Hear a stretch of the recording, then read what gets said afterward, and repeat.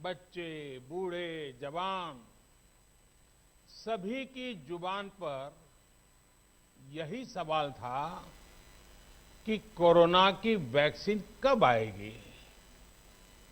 तो अब कोरोना की वैक्सीन आ गई है, बहुत कम समय में आ गई है। अब से कुछ ही मिनट बाद भारत में दुनिया का सबसे बड़ा टीकाकरण अभियान शुरू होने जा रहा है। मैं सभी देशवासियों को इसके लिए बहुत बहुत बधाई देता हूं। आज वो वैज्ञानिक, वैक्सीन रिसर्च से जुड़े अनेकों लोग विशेष रूप से प्रशंसा के हकदार हैं, जो बीते कई महीनों से कोरोना के खिलाफ वैक्सीन बनाने में जुटे थे, दिन रात जुटे थे। न उन्होंने त्योहार देखा है, न उन्होंने दिन देखा है, न उन्होंने रात देखी है। आमतौर पर एक वैक्सीन बनाने में बरसों लग जाते हैं, लेकिन इतने कम समय में एक नहीं, दो मेड इन इंडिया वैक्सीन तैयार हुई है। इतना ही नहीं, कई और वैक्सीन पर भी काम तेज गति से चल रहा है। ये भारत के सामर्थ्य, भारत की वैज्ञानिक दक्षता, भारत के टैलेंट का जीता जागता सबूत है। ऐसी ही उपलब्धियों के लिए राष्ट्रकवि रामधारी सिंह दिनकर जी ने कहा था, मानव मानव जब जोर लगाता है, पत्थर पानी बन जाता है। भाइयों और बहनों, भारत का टीकाकरण अभियान बहुत ही मानवीय और महत्वपूर्ण सिद्धांतों पर आधारित है। जिसे सबसे ज्यादा जरूरी है, उसे सबसे पहले कोरोना का टीका लगेगा। जिसे कोरोना संक्रमण का रिस्क सबसे ज्यादा है, उसे पहले टीका लगेगा। जो हमारे डॉक्टर्स हैं, नर्सेस हैं, अस्पताल में सफाई कर्मी हैं, मेडिकल पैरामेडिकल स्टाफ हैं, वो कोरोना की वैक्सीन के सबसे पहले हकदार हैं। चाहे वो सरकारी अस्पताल में हो या फिर प्राइवेट में, सभी को ये वैक्सीन प्राथमिकता पर लगेगी। इसके बाद उन लोगों को टीका लगाया जाएगा जिन पर जरूरी सेवाओं और देश की रक्षा या कानून व्यवस्था की जिम्मेदारी है। जैसे हमारे सुरक्षा बल हो गए, पुलिसकर्मी हो गए, फायर ब्रिगेड के लोग हो गए, सफाई कर्मचारी हो गए, इन सभी को ये वैक्सीन प्राथमिकता पर लगेगी। और मैंने जैसा पहले भी कहा है, इनकी संख्या करीब करीब 3 करोड़ होती है। इन सभी के वैक्सीनेशन का खर्च भारत सरकार द्वारा उठाया जाएगा। साथियों, इस टीकाकरण अभियान की पुख्ता तैयारियों के लिए राज्य सरकारों के सहयोग से देश के कोने कोने में ट्रायल्स किए गए हैं, ड्राई रन्स हुए हैं। विशेष तौर पर बनाए गए कोविन डिजिटल प्लेटफॉर्म में टीकाकरण के लिए रजिस्ट्रेशन से लेकर ट्रैकिंग तक की व्यवस्था है। आपको पहला टीका लगने के बाद दूसरी डोज कब लगेगी, इसकी जानकारी भी आपके फोन पर दी जाएगी। और मैं सभी देशवासियों को ये बात फिर याद दिलाना चाहता हूं कि कोरोना वैक्सीन की 2 डोज लगनी बहुत जरूरी है। एक डोज ले लिया और फिर भूल गए, ऐसा गलती मत करना। और जैसा एक्सपर्ट्स कह रहे हैं, पहली और दूसरी डोज के बीच लगभग 1 महीने का अंतराल भी रखा जाएगा।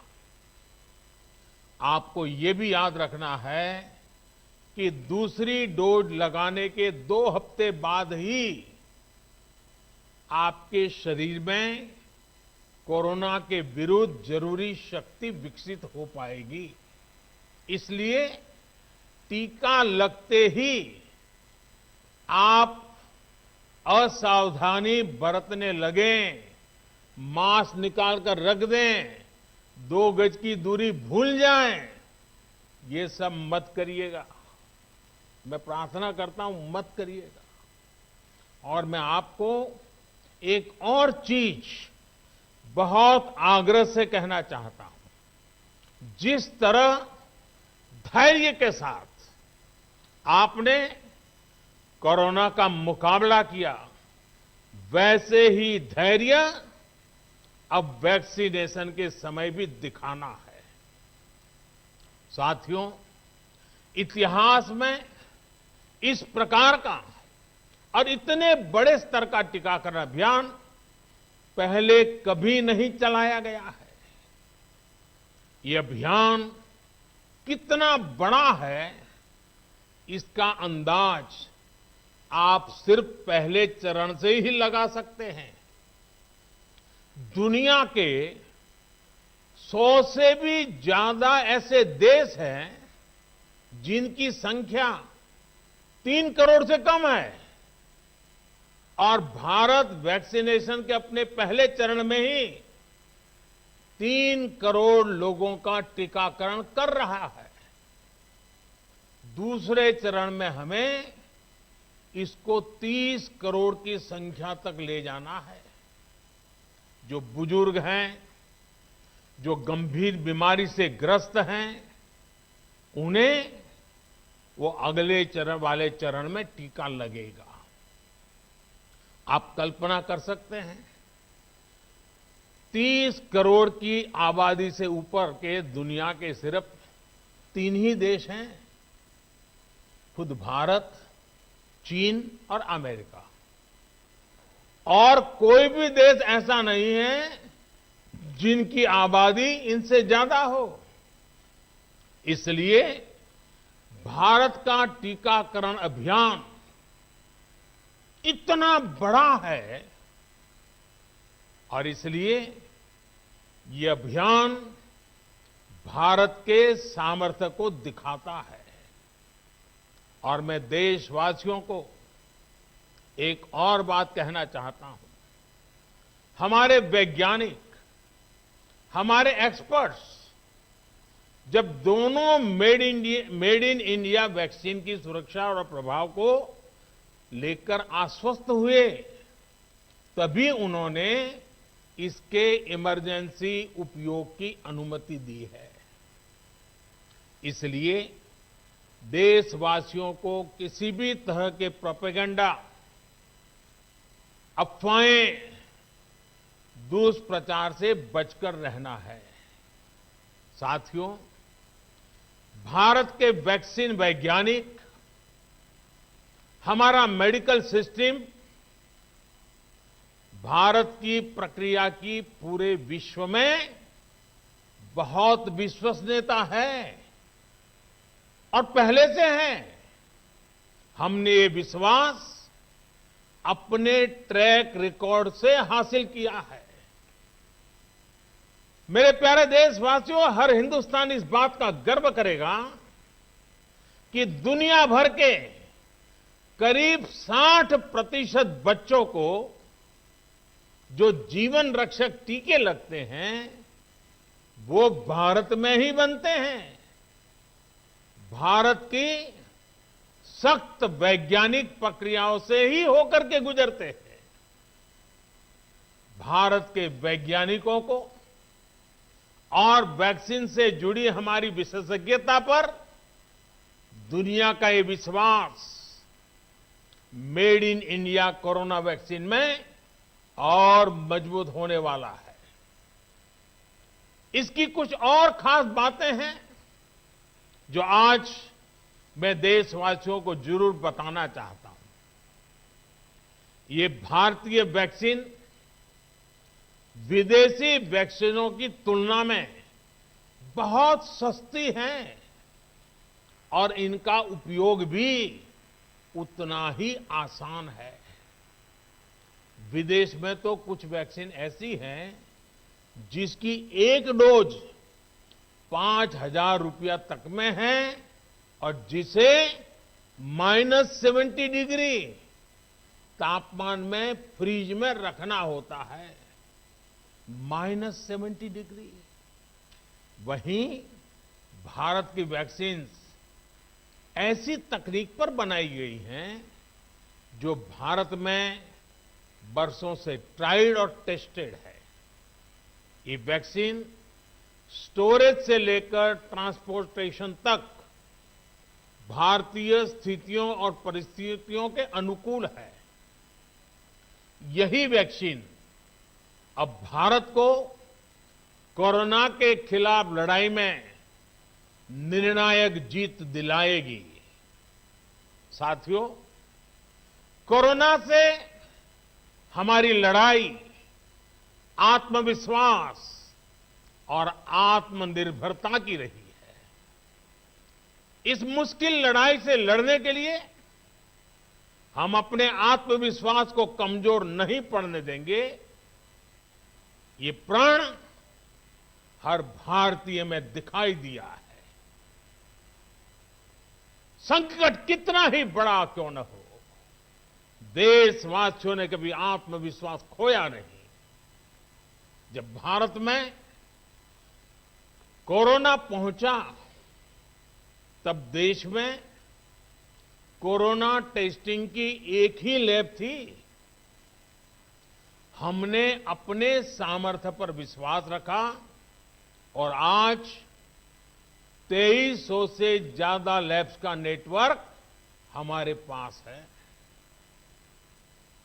शुरुआत में हम mask, PPE kit, testing kits, ventilators जैसे जरूरी सामान के लिए भी विदेशों पर निर्भर थे। आज इन सभी सामानों के निर्माण में हम आत्मनिर्भर हो गए हैं और इनका निर्यात भी कर रहे हैं। आत्मविश्वास और आत्मनिर्भरता की इसी ताकत को हमें टीकाकरण के इस दौर में भी सशक्त कर रहा है। साथियों, महान तेलुगु कवि श्री गुराजाड़ा अप्पा राव ने कहा था, सौंत लाभम कौंत मानुको, सौंत लाभ कौंत मानुको, पौरु गुवाडिकी तोड़ू पाड़बोए, देश मंटे मट्टी कादोई, देश मंटे मनुष्य लोय।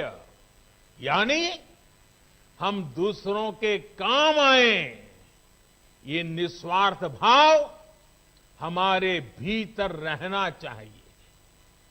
राष्ट्र सिर्फ मिट्टी, पानी, कंकड़, पत्थर से नहीं बनता, बल्कि राष्ट्र का अर्थ होता है हमारे लोग। कोरोना के विरुद्ध लड़ाई को संपूर्ण देश ने इसी भावना के साथ लड़ा है। आज जब हम बीते साल को देखते हैं तो एक व्यक्ति के रूप में, एक परिवार के रूप में, एक राष्ट्र के रूप में हमने बहुत कुछ सीखा है, बहुत कुछ देखा है, जाना है, समझा है। आज भारत जब अपना टीकाकरण अभियान शुरू कर रहा है तो मैं उन दिनों को भी याद कर रहा हूं। कोरोना संकट का वो दौर जब हर कोई चाहता था कि कुछ करें, लेकिन उसको उतने रास्ते नहीं सूझते थे। सामान्य तौर पर बीमारी में पूरा परिवार बीमार व्यक्ति की देखभाल के लिए जुट जाता है, लेकिन इस बीमारी ने तो बीमार को ही अकेला कर दिया। अनेकों जगह पर छोटे छोटे बीमार बच्चों को मां से दूर रहना पड़ा। मां परेशान रहती थी, मां रोती थी, लेकिन चाहकर भी कुछ कर नहीं पाती थी। बच्चे को अपनी गोद में नहीं ले पाती थी। कहीं बुजुर्ग पिता अस्पताल में अकेले अपनी बीमारी से संघर्ष करने को मजबूर थे। संतान चाहकर भी उसके पास नहीं जा पाती थी। जो हमें छोड़कर चले गए, उनको परंपरा के मुताबिक वो विदाई भी नहीं मिल सकी जिसके वो हकदार थे।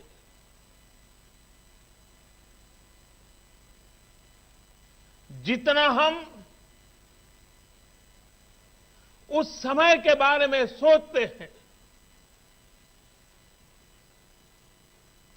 मन सिहर जाता है, उदास हो जाता है। लेकिन साथियों, संकट के उसी समय में, निराशा के उसी वातावरण में कोई आशा का भी संचार कर रहा था। हमें बचाने के लिए अपने प्राणों को संकट में डाल रहा था। हमारे डॉक्टर, नर्स, पैरामेडिकल स्टाफ,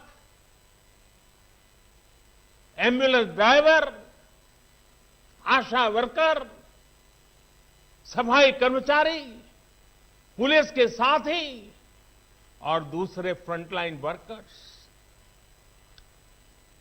उन्होंने मानवता के प्रति अपने दायित्व को प्राथमिकता दी। इनमें से अधिकांश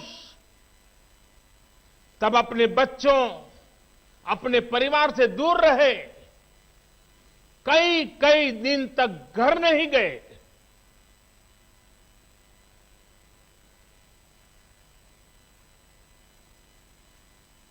सैकड़ों साथी ऐसे भी हैं जो कभी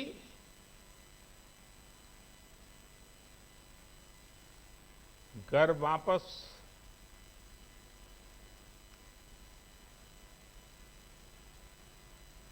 लौट ही नहीं आ पाए। उन्होंने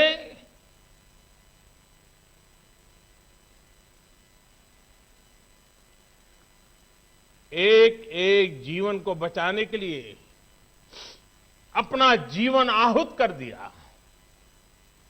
इसलिए आज कोरोना का पहला टीका स्वास्थ्य सेवा से जुड़े लोगों को लगाकर एक तरह से समाज अपना ऋण चुका रहा है। ये टीका उन सभी साथियों के प्रति कृतज्ञ राष्ट्र की आदरांजलि भी है। भाइयों और बहनों,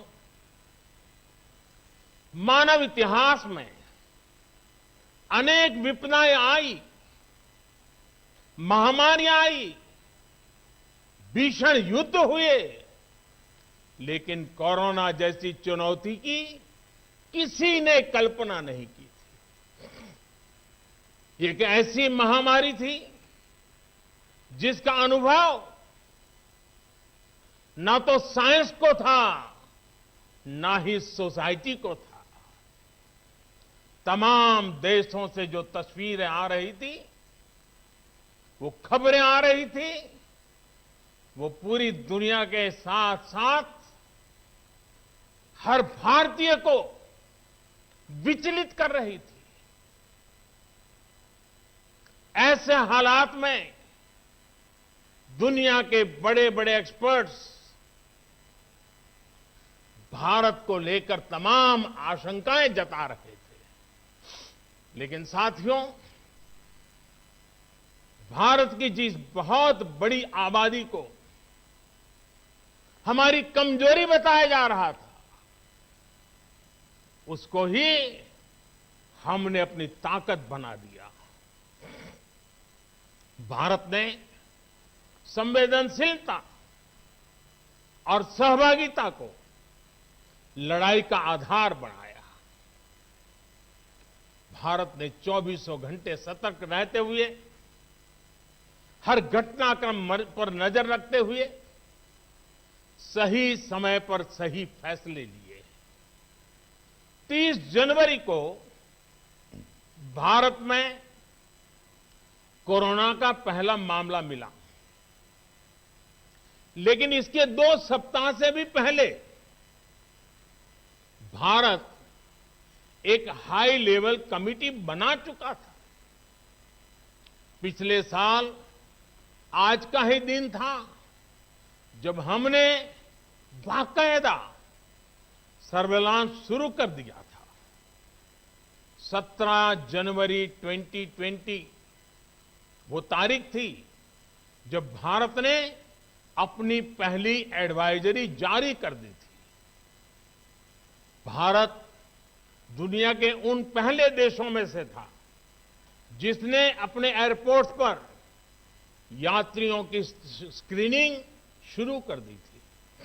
साथियों, कोरोना के खिलाफ लड़ाई में भारत ने जैसी इच्छा शक्ति दिखाई है, जो साहस दिखाया है, जो सामूहिक शक्ति का परिचय करवाया है, वो आने वाली अनेक पीढ़ियों के लिए प्रेरणा का काम करेगा।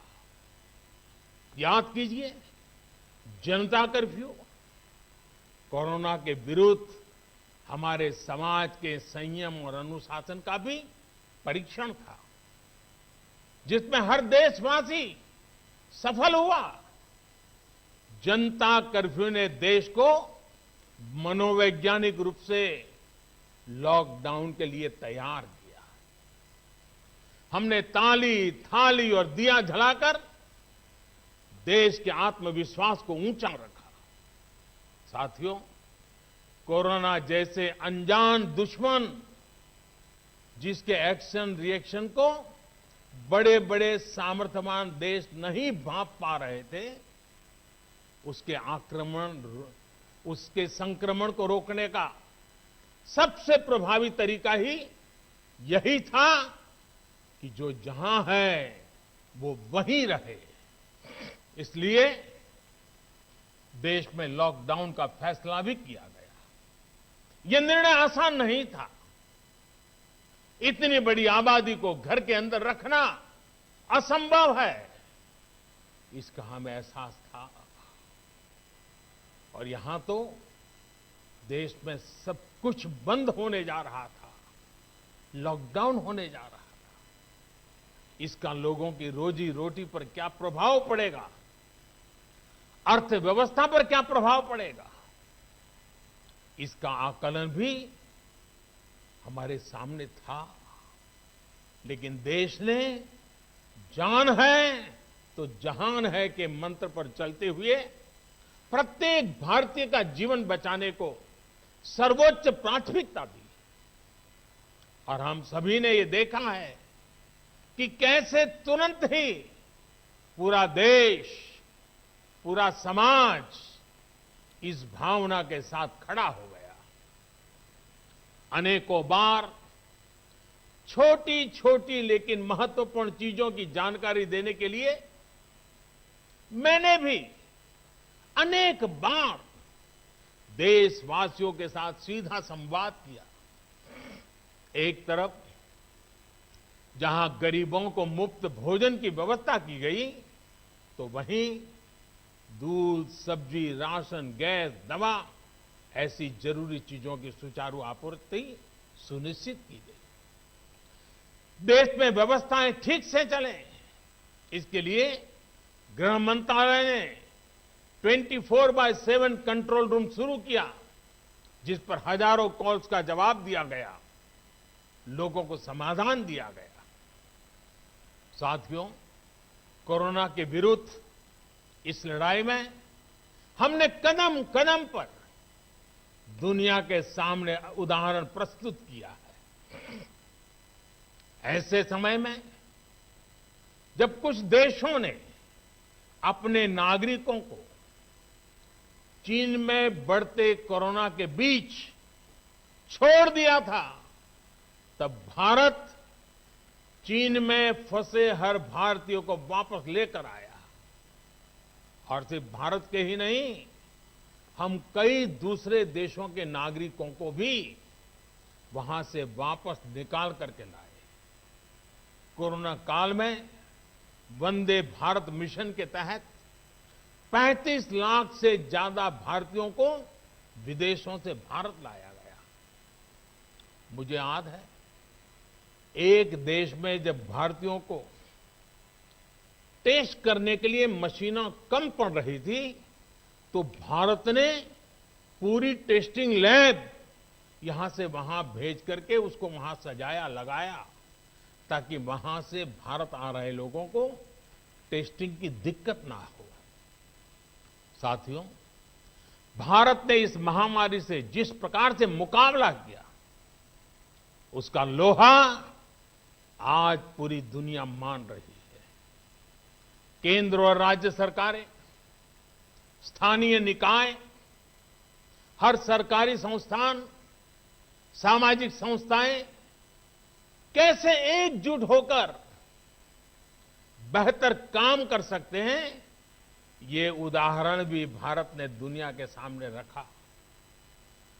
इसरो, डीआरडीओ, फौज से लेकर किसानों और श्रमिकों तक सभी एक संकल्प के साथ कैसे काम कर सकते हैं, ये भारत ने दिखाया है। 2 गज की दूरी और मास्क है जरूरी, उस पर फोकस करने वालों में भी भारत अग्रणी देशों में रहा। भाइयों और बहनों, आज इन्हीं सब प्रयासों का परिणाम है कि भारत में कोरोना से होने वाली मृत्यु की दर कम है और ठीक होने वालों की दर बहुत अधिक है। देश के कई जिले ऐसे हैं जहां एक भी व्यक्ति को हमें कोरोना की वजह से खोना नहीं पड़ा। इन जिलों में हर व्यक्ति कोरोना से ठीक होने के बाद अपने घर पहुंचा है। बहुत से जिले ऐसे भी हैं जहां बीते 2 सप्ताह से कोरोना संक्रमण का एक भी केस नहीं आया है। जहां तक कि लॉकडाउन के से प्रभावित अर्थव्यवस्था की रिकवरी में भी भारत दुनिया में आगे निकल रहा है।